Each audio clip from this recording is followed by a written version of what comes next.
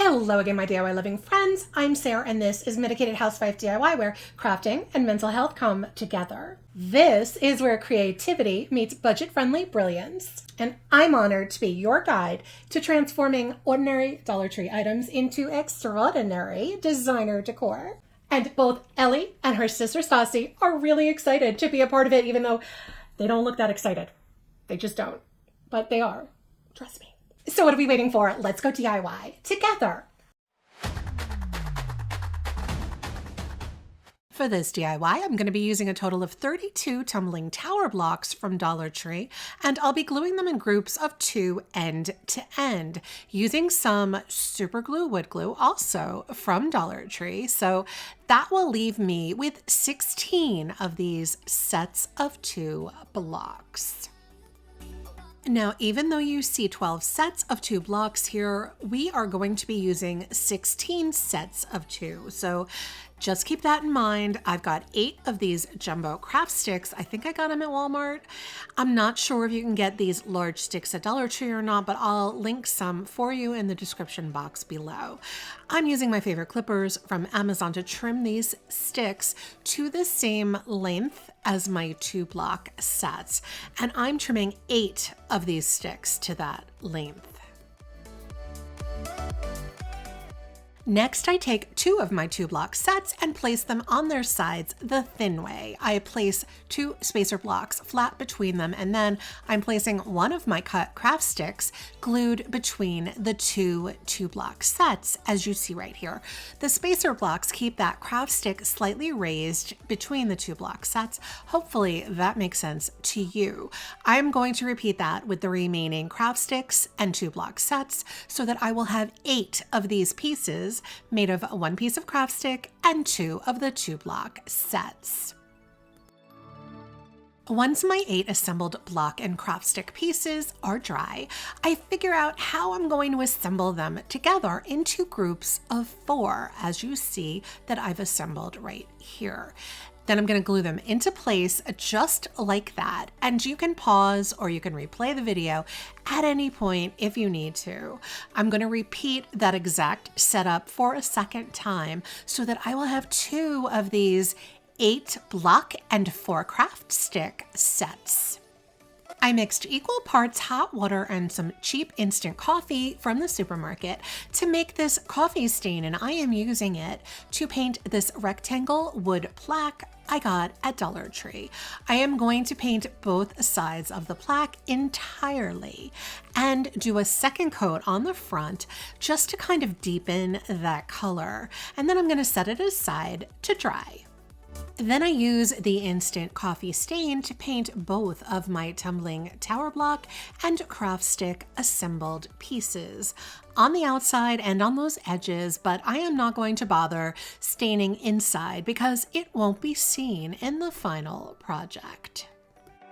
Once that coffee stain is fully dry, I grab my Faux antique wax, which I will link for you below, and a dry chip brush, and I'm going to use the wax to distress paint all of those edges of that wood plaque, as well as on the front of the plaque to deepen my color. And then I do that same distress painting with the wax on both my wood block and craft stick pieces the exact same way as the wood plaque. Lastly, I use a couple of those loose blocks as spacers to place my 2 block and craft stick pieces onto the back of the wood plaque. I'm using some E6000 glue, which I'll link for you below, to attach the 2 legs to the bottom of my plaque. And this is another tumbling tower block riser to add to our collection. I love the architectural elements to this riser, and all those elements make it a very high-end looking piece of decor. Super strong and made totally of wood. I even love the look of the coffee stain and light distressing effect. Truly an excellent example of making something upscale and beautiful using Dollar Tree wood. A real winner as far as I'm concerned. For this DIY, I'm using a total of 76 tumbling tower blocks from Dollar Tree for this entire project, and I'm using 64 of those blocks to make 32 sets of 2 blocks glued end to end. I'm using this Beacon 3-in-1 craft glue, but the Dollar Tree super glue wood glue would work for this as well. Once my 32 sets of 2 blocks are dry, I'm going to be making square shapes using 4 of the sets. As you see me doing right here, I'm going to use all 32 of these 2 block sets, and I'll end up with 8 of these squares. So I have 8 of these squares, and I take 2 of them and I glue only one side of the square to another square with a spacer block separating the opposite side of the 2 squares so that the 2 squares will be attached on an angle, as you can see right here. Hopefully that makes sense to you. And here is where I went wrong, making 4 sets of 2 squares that are attached only on that one angle. And I had to actually separate 3 of the 4 sets. So don't make my mistake.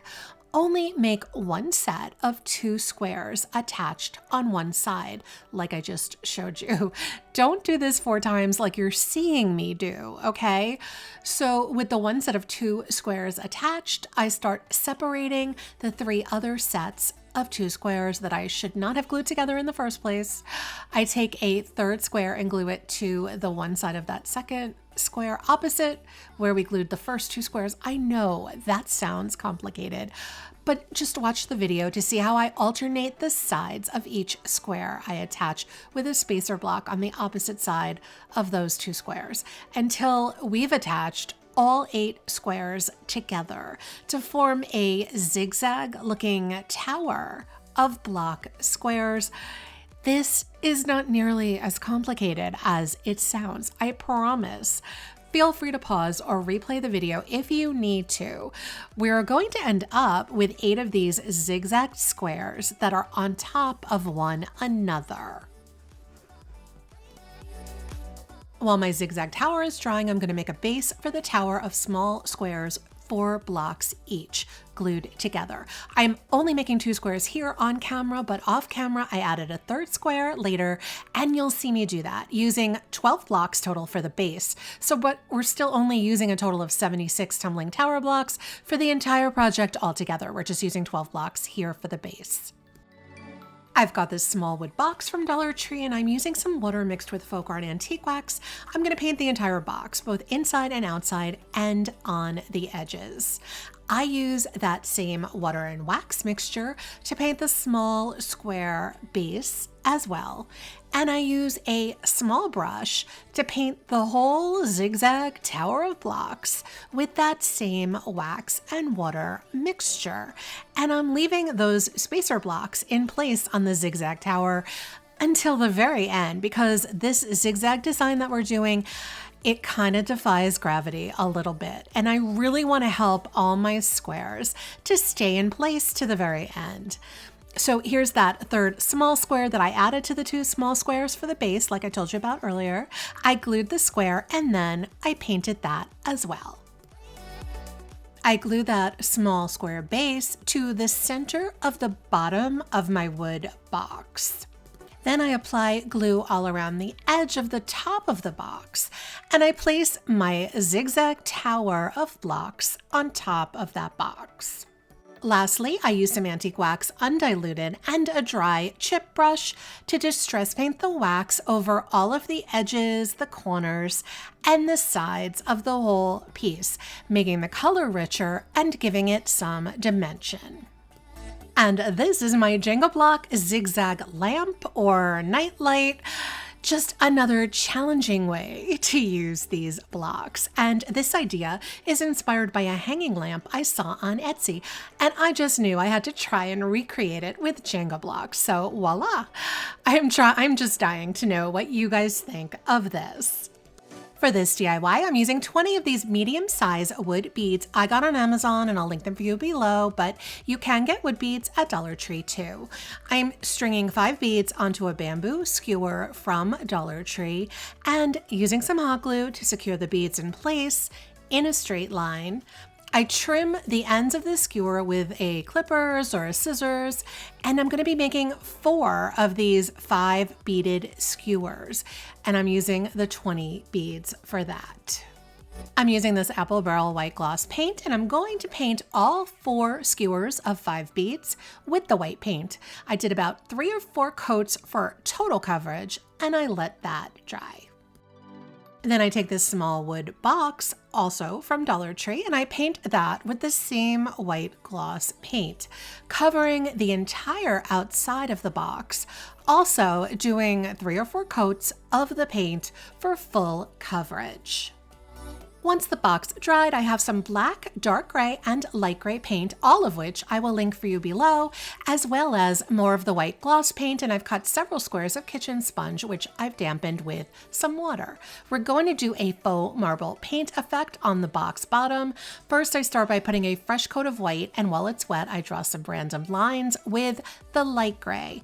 And I'm gonna mute that with a damp sponge, followed by some lines of darker gray and the damp sponge, and then some thin lines of black, and I blend them with the sponge.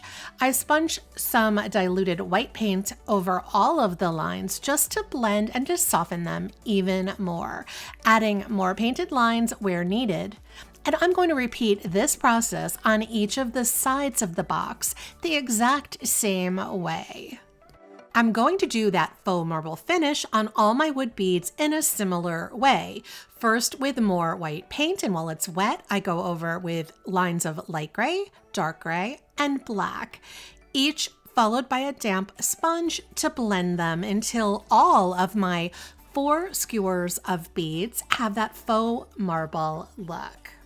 I'm using hot glue for the sake of the video to attach my beaded skewers to the inside of the wood box, but you could also use some E6000 glue just to make this stronger. Lastly, I'm using some Minwax polyacrylic clear gloss, which I'll link for you below, to seal both the wood box and the beaded legs and to give a nice glossy finish. And this is my faux marble plant or candle stand. I like the square wood box contrasting with the round bead legs. And personally, I always love a marble finish. Faux marble is so easy to do and can really class up a DIY, in my opinion. Just a way to add some glamour to wood decor pieces. Thanks so much for joining me on this creative journey, my crafty companions. If you loved these Dollar Tree transformations, don't forget to hit that like button and subscribe to Medicated Housewife DIY for more budget-friendly DIYs. Let me know in the comments which DIY was your favorite and why. You know I love hearing from all of you. Until next time, remember that together we're making the world a more beautiful place, one DIY at a time.